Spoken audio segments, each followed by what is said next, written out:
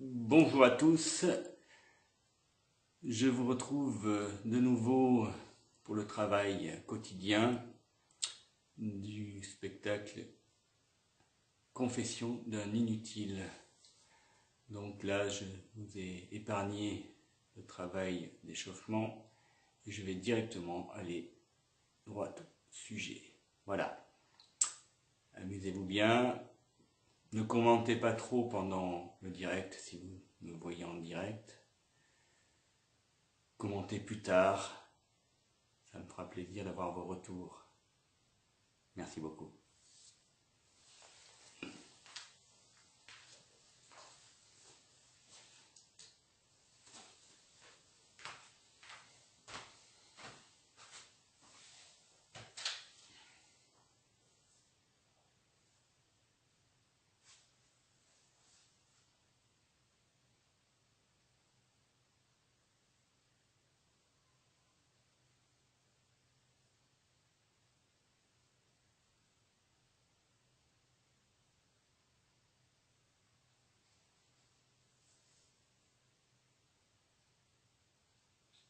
Tous les phénomènes. Est-ce que j'ai pas le son? Ah si. Merveilleux. Je reprends.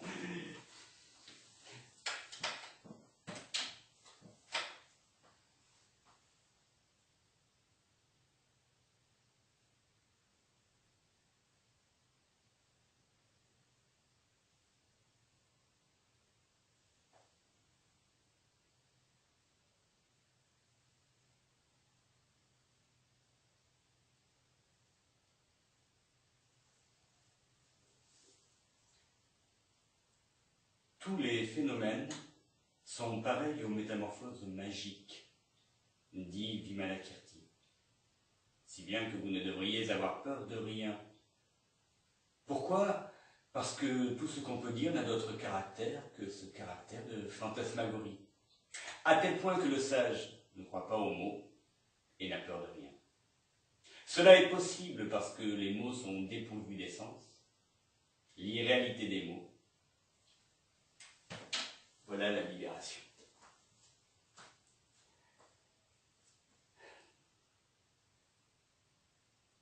Si je devais mourir, là, maintenant, cela me serait parfaitement égal. Je vous jure. Mais ne vous méprenez pas, cela n'a rien à voir avec le désespoir. Encore que, les mots sont ambigus. Prenez par exemple le mot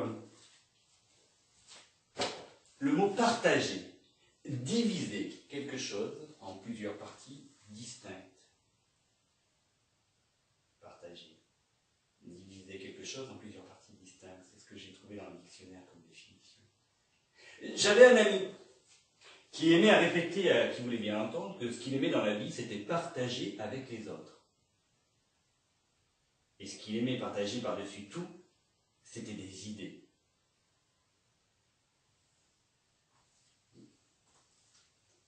Mais comment partage-t-on une idée? Une émotion? Un sentiment? Une pensée? Un point de vue? À mon sens, on ne le peut pas, tout simplement. Ce que l'on peut partager,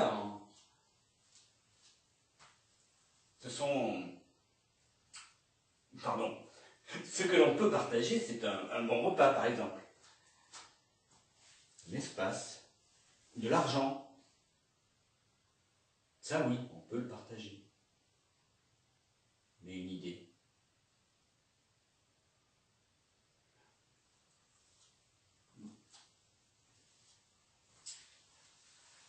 Plus je réfléchis, et plus j'ai le sentiment que ce ne sont pas les mots qui sont ambigus, mais plutôt les gens qui les utilisent.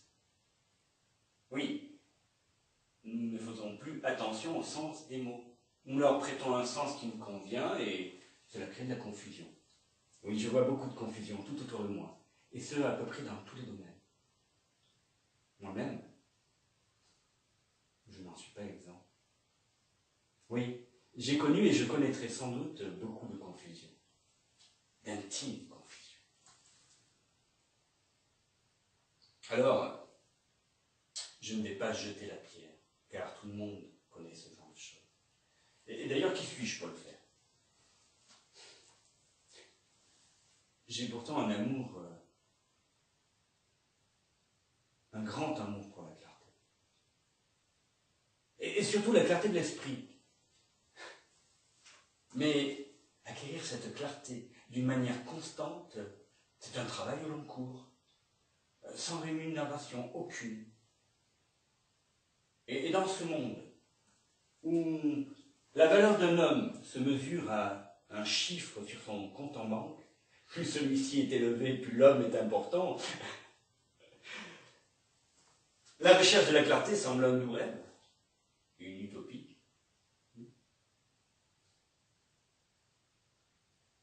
Alors, dans ce monde, mon amour pour la clarté a fait de moi, un inutile.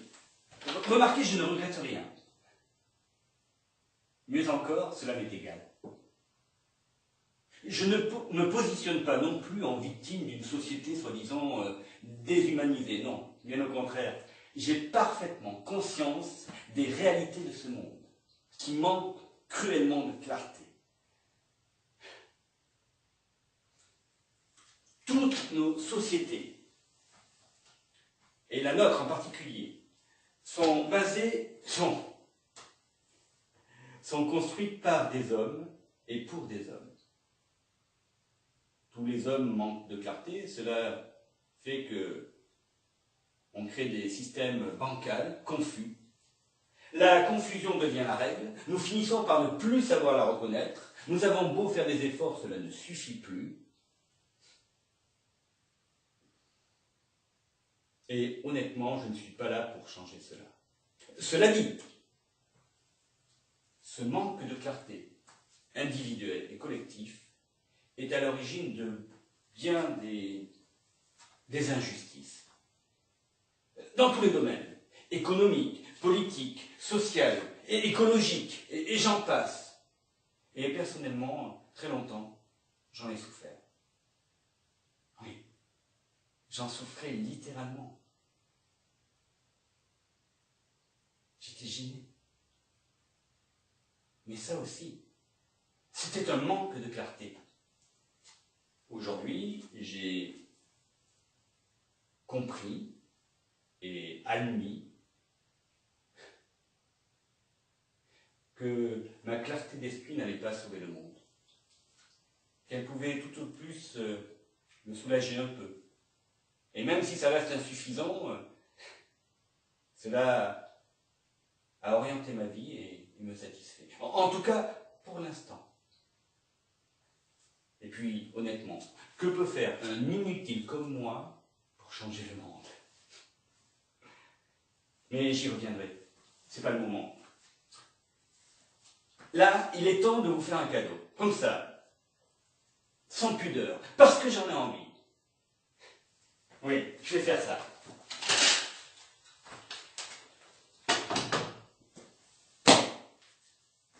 Oh, ce n'est pas pour vous plaire que je fais ça, non.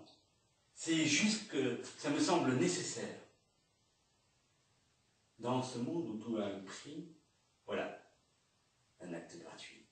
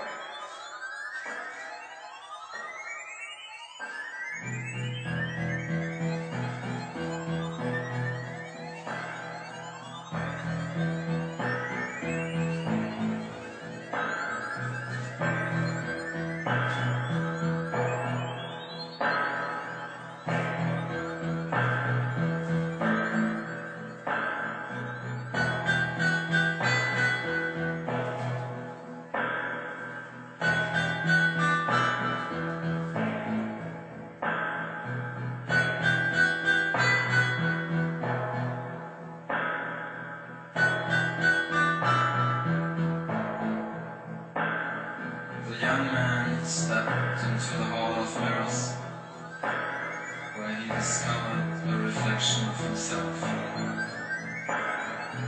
Even the greatest stars discover themselves in the looking glass. Even the greatest stars discover themselves in the looking glass.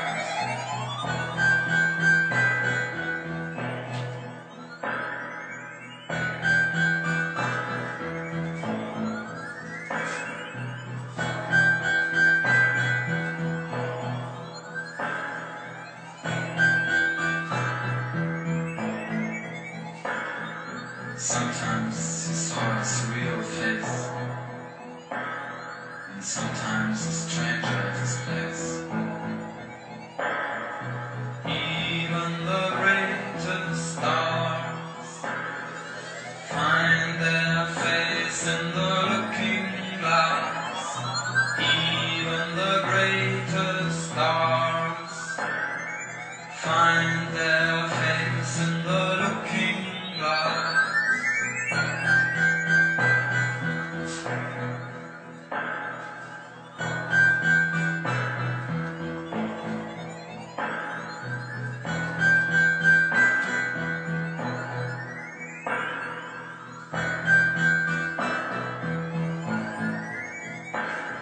He fell in love with the image of himself, and suddenly the picture was distorted. Even the greatest stars dislike themselves in the looking glass. Even the greatest stars dislike themselves in the looking glass.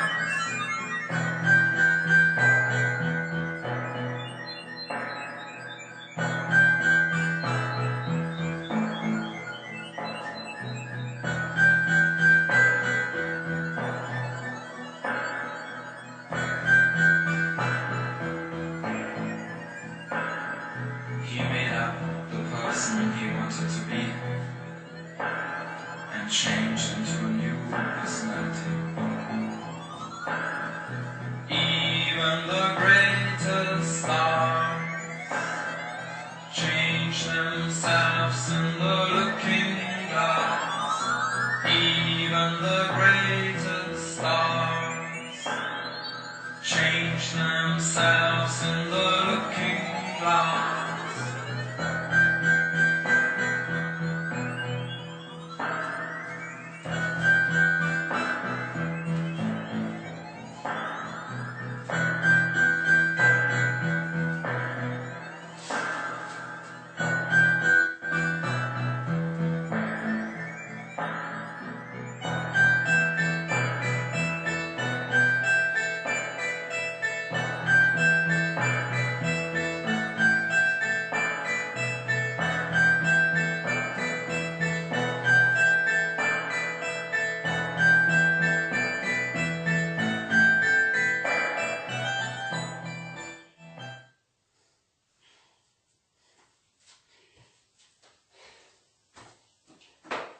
J'ai un autre ami, mais celui-là, je le vois très peu souvent. Il est très occupé. Son métier a à voir avec l'art. Il est danseur, chorégraphe. Et depuis quelques années, enseignant du zen. Oui, c'est comme ça qu'on dit en France. Au Japon, on dirait sans doute le maître zen. Mais en France, on ne le dit pas. On trouve ça trop prétentieux, paraît-il. Pourtant, un maître, et de surcroît dans la tradition du zen, ça peut être bien des choses à mon avis, mais certainement pas prétentieux. Ou alors j'ai rien compris dans le zen. Je me demande pourquoi on a peur de ce mot maître. Bref, c'est pas très important. Ce qui est important, c'est que j'aime cet homme. Je l'aime, mais finalement, je ne le connais pas vraiment. Nous sommes amis, hein, c'est certain. Enfin, j'aime à le croire. Mais finalement, je ne le connais qu'au travers de de sa fonction. Et nous ne sommes pas notre fonction.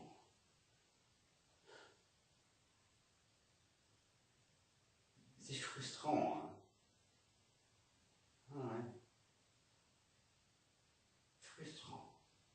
C'est vrai, que serions-nous sans nos masques? Tout à l'heure, je vais vous parler de mon impudeur. Et c'est en homme nu que j'ai envie de rencontrer l'autre. Oh, bien sûr, pas tout le monde, hein, juste mes amis, mes intimes. Comment dire?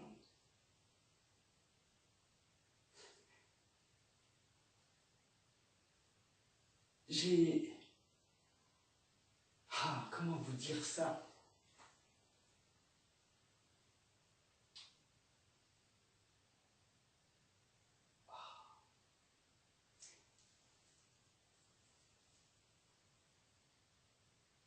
La totalité de mon être, et quelle que soit cette totalité, cherche constamment à s'unir à la totalité de l'être.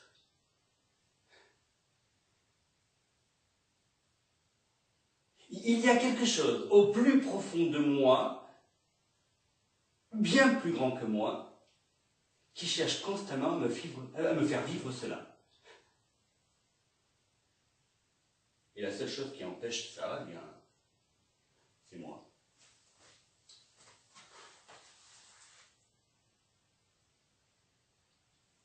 Bien, je vais m'arrêter là pour ce direct. Je vous remercie de m'avoir écouté et je vous dis dans 2 jours. Voilà.